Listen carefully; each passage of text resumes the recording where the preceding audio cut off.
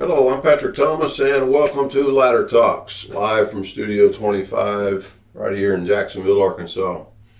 This is a second segment to what I'm going to call the Saturday, October 19th Leader News. I'm going to discuss exclusively the story about Pulaski County Special School District. Pleased grades improve. Now, I don't know what's going on here. I don't know if this is becoming a battle between Pulaski County Special School District and other school districts. I realize you would be pleased too if your grades improved. Why are they making claim that their grades have improved? What is the real reasons for these grades having improved? I will say this, if there's some deception going on, nobody will really know because the deceivers will do everything in the world to hide the fact that they're deceiving you. I'm not accusing anybody. I'm just saying there's several reasons for sometimes what seemingly is an improvement when maybe some might say there's not. And if one entity is trying to compete with another and try to make somebody else look better or look bad at the expense of trying to make yourself look good at the expense of making someone else look bad, I don't know. But I sometimes wonder if some of that doesn't go on with the politics now in between these school districts, especially since Jacksonville has separated from the Pulaski County Special School District. Are people fudging on some of this data? None of us, I don't think, will really ever know. So, only thing we can deal with, and the only thing I can really comment on is what is reported. Now, if I think something is a little I'll make a comment. We'll see if there's ever a retraction, if you will. I'm not saying there's anything in here that's a little but I have caught excuse me, I have caught the leader saying something of which just recently they went back and retracted or clarified, I should say. Not a retraction, but a clarification for better understanding. So, the meat and potatoes of what I want to talk about in this Pulaski County Special School District Pleased Grades Improve story is some of the data and the statistics that is being reported here. I'm not questioning the data and I'm not questioning the statistics, but I just want to give you some information from my viewpoint, from my perspective, that might give you something else to think about. Maybe you'll raise your own questions. If you're a parent in the school district, maybe you might ask a school board member for further clarification or get some answers yourself. I'm just helping you to move along some of the thought processes. And for those of you out there who think that I'm just wasting my time and I'm just don't have much to say or I'm just saying things just to be heard, just to be talking, y'all just need to keep scrolling. If you keep tuning into what I'm having to say and you're one of those haters, I seemingly keep coming back around to some of these haters. They're looking for something, and all I got to say for you is if you don't appreciate what I have to say, either swallow it or move on. You know, I'm not always going to say everything that everybody agrees with. Okay? So let's move over to page 5A, and well, I've got notes here. I've got to stay on track. There's several columns here that are discussing Jacksonville's story, and this one single column here is discussing Pulaski County Special School District, and I hopefully I don't get off column here.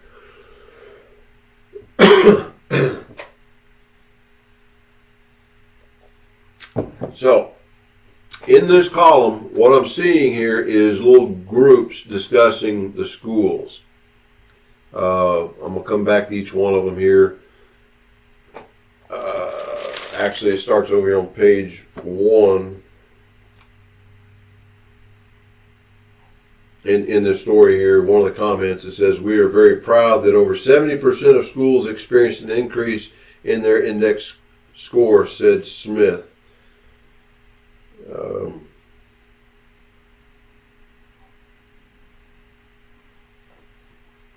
The story about the article and the story about the schools, Sherwood Elementary with 301 students netted a B with a score of 77.11, closer to an A than a C. Okay, that was Sherwood Elementary. Continues over here on 5A. The school is 34.6% black, 12.6% Hispanic, 46.8% white, and 49.8% of the students are considered low income. That's just an example of how every school is rated in this article. Now, I'm a numbers guy. I'd like to see this data in a bar chart or maybe a trend graph showing each school and see if you can't pinpoint something. I don't have time to sit down and take this data and put it into a bar chart or a trend line chart. But there's one piece of data in here that I want to, well, there's more than one. There's some data in here that I want to bring to the conversation. Some of the comments about each school that you're going to see here is about, and it's repeated several times, a percentage is given for low, or the students are considered low income. Now here in Pulaski County, Arkansas, the entire county is considered a low income county compared to other counties across the nation. So all of the school districts will more than likely have a percentage of students who are low income. If you don't understand what I'm talking about, the IRS in some of their documents has Pulaski County, Arkansas listed as, forgive me if the terminology is offensive in any way, but it said, to my recollection, Pulaski County, Arkansas was one of, let's just say, 10 to 15 counties listed in the IRS publications as being a poverty county. Okay? I'm not sure what drives us down into a poverty county to be listed in the federal publications like that. And I'm not your tax advisor here, but it's to the point where, because we're in a poverty county, consult your local CPA, but during a tax pay year, if you're an employer and you employ someone who lives in that county, you get to do some things with deductions. Again, I don't want to get down a rabbit trail of IRS publications and deductions, but understand we are already in a low income county to begin with. So you would expect this data, whether it be Jacksonville, Little Rock, North Little Rock, you might see some slight differences from one group in a study and another, but they're all probably going to be described as being students of a certain percentage of low income. Okay? Now, some of these numbers, and I don't have them all listed down here. I didn't sit down and prepare this in any way, but some of these numbers are, back to what I said here, 49% of the students are considered low income. Another one, 42.6% of the students are low income. Here's another school, 65% of its students are classified as low income.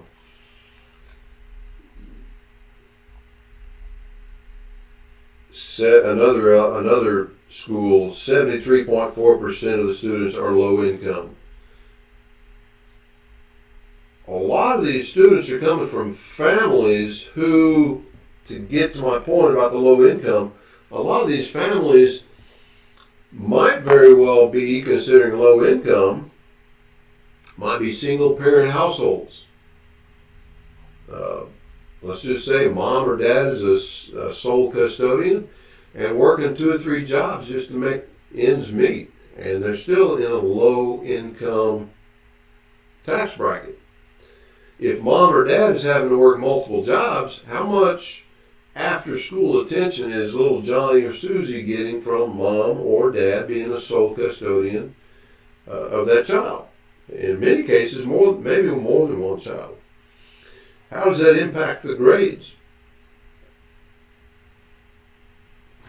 Low income, according to the data, might indicate a child or a school that is more than likely not going to have the best of grades. Let's just put this into perspective. My mother never worked a day in her life. My father was in the Air Force, and we had a modest lifestyle, if you will. I grew up with 3 other sisters, and we all pretty much wore hand-me-down clothing. My mother stayed home and made dresses for my sisters, made probably the majority of their clothes, and we didn't wear expensive tennis shoes. They didn't have expensive tennis shoes back then. They were all the same. You didn't have these several $100 Jordan tennis shoes or somebody's name on a tennis shoe. They were just plain Converse tennis shoes many times, or something you got out of the Sears and Roebuck catalog. Just plain tennis shoes. My point is, bringing my own family into this, when mom stays home and you got a 2-parent household, you can expect your children to do better. Okay? Now, as the decline of the family unit began, and you can go back as far as you want to establish where did that really begin.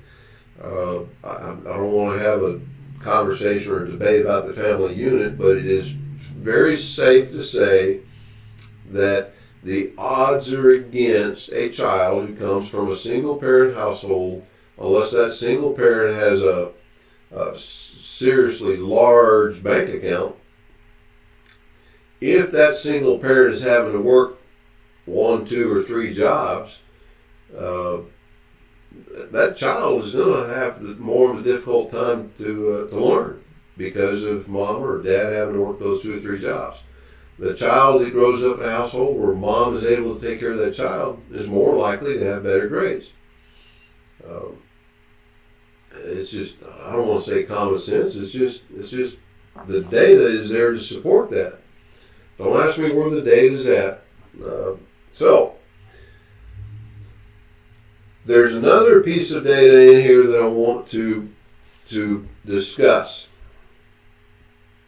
I'm seeing teachers have an average of this one particular school here, 4.2 years of experience. 4.2. Let's just go back up here to the top. This one school, it doesn't matter, I'm not even going to mention the names of the schools. Teachers have an average of 6.8 years of experience. Here's 3 to 9 years of experience.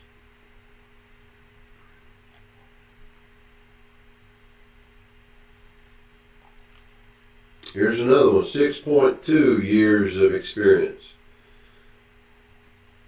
5 to 9 years of experience. 4 to 5 years of experience. 4 to 2, 4.4.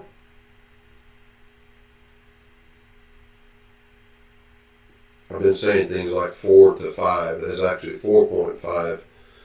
5.9 years of experience. 4.2 years of experience. I'm not sure what Jacksonville's experience is. I talked with someone earlier on the phone, and I'm not sure if that data is available to be able to look at Jacksonville's teacher experience. But let's just be, for the sake of conversation, let's just talk about years of experience and how you can arrive at a low amount of years. You would think that most careers for teachers are 20 to 30, maybe some as many as 40 years. If all the teachers that were in a school were, let's say the experience level was 40 years average, you had 10 teachers in the school and they all had 40 years, the average would be 40. Well, let's say you had one teacher that had 40 years of experience and everybody else was fresh out of college, right out of teacher's college, and no experience whatsoever. That 40 years would drop way down if the other 9 teachers were all brand new out of college.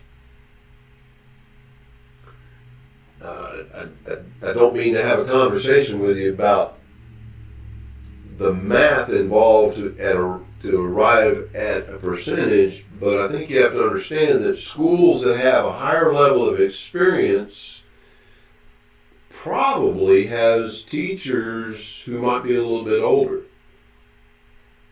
A teacher with 30 or 40 years is going to be, let's just say, maybe 50 to 60 years old. A teacher who is 50 to 60 years old might be at that point a parent with their own kids in high school or graduated and in college. They probably have experience working with children. I know when I was growing up, I could tell all my teachers had experience with children and they didn't have any disciplinary problems because they had control of the child in the classroom. I also know, not to overrate those teachers that I had, but I also know that my parents had control of their children.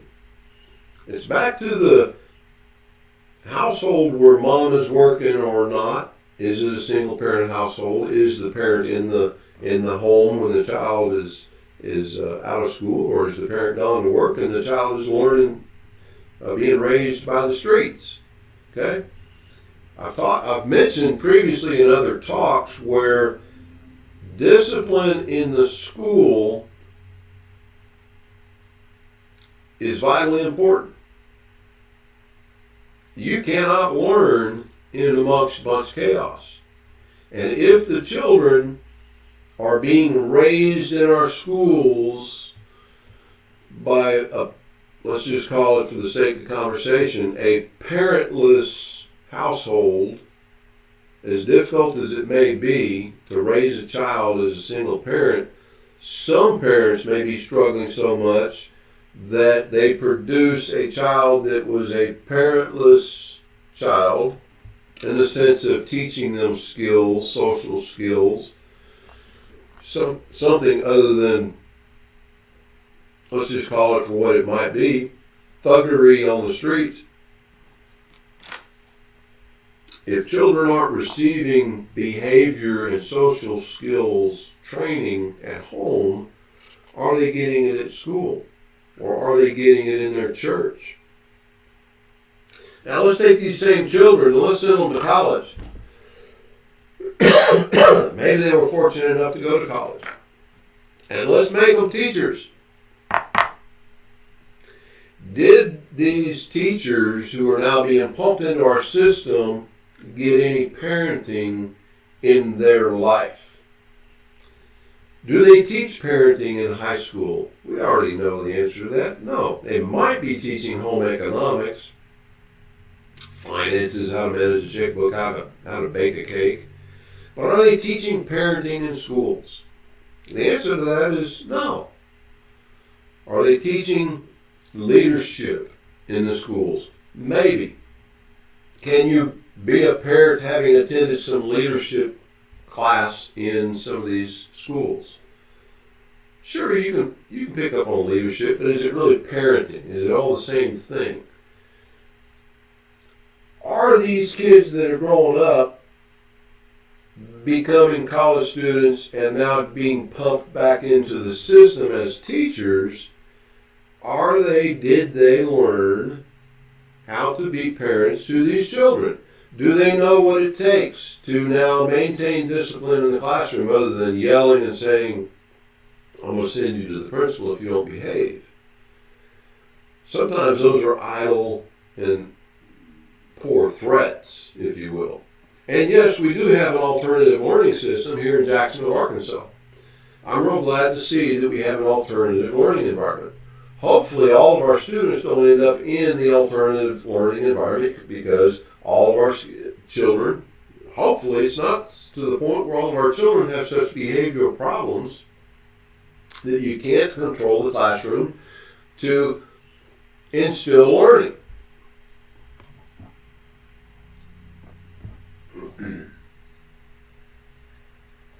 So, we've got low-income families. We've got families who have children who are maybe being raised in low-income environments where mom and dad is not there.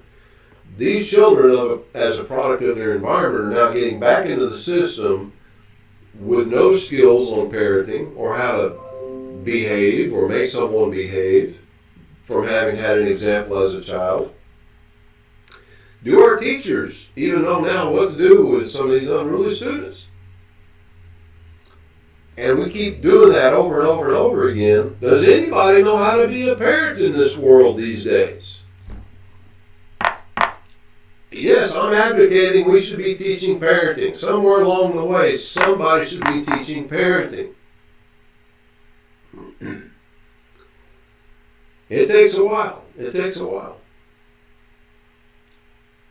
to get children under control. And you can't spend the entire 40 minutes or 50 minutes, however much time they have in the classroom today, spending that time trying to get these children under control.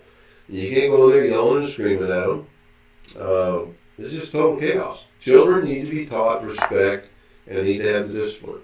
Now, for those of us in the military, we learn discipline. We learn self-control. Galatians chapter 5, verse 22 and 23, the fruit of the Spirit, scripture we call it, it discusses love, joy, peace, long-suffering. It also mentions self-control. For everyone out there who works with any children, self-control, teaching children self-control goes a long way. To control a child, just because the child sitting next to them is misbehaving doesn't mean that you have to misbehave. We need to have some instruction on self-control and behavior and discipline. The Alternative Learning Center may be the only place for some of these children to learn it. If that's what it is, so be it. Send them all over to the Alternative Learning Center. If we have to bring in a boot camp, so be it. Folks, some of these grades that are being discussed in this paper are because of discipline problems. This is at least the second time I've discussed this. I am interested in sitting in on some of these alternative learning environment sessions. I'd like to take a look at that. I'm not the authority on disciplining children or training children. I'm just a parent who did raise two boys that got good grades and made something of themselves. And anyhow, I think I've said enough about what I wanted to say about the Pulaski County Special School District. Please, grades improve. Again, to recap, I'm not sure what's going on. They got grades that have improved. I don't think anybody is suggesting it's because we got rid of Jacksonville or we got rid of some other school district or anything like that. I'm glad that we're measuring these grades, that we're grading these schools. We have got a lot of work to do. And right here in Jacksonville, Arkansas is where our focus should be on our students and our grades for those schools. I hope that we're employing teachers who understands some of the things I talked about, and if they are lacking in any of their personal skills, that they seek out some training or advice, counseling, to become parents to some of these students. when a student is awake, let's just take 24 hours in a day, they sleep for 8, they're at home for 8, and they're in school for 8. The teacher is one of 2 parents. Yeah. You got custody of that child, and probably you have the most influence over that child. Mom and dad's probably working. And when that child is awake for the other remaining 8 hours of his day, his or her day, good chance they're being raised by the streets. Other kids raising other kids? No, it just doesn't work.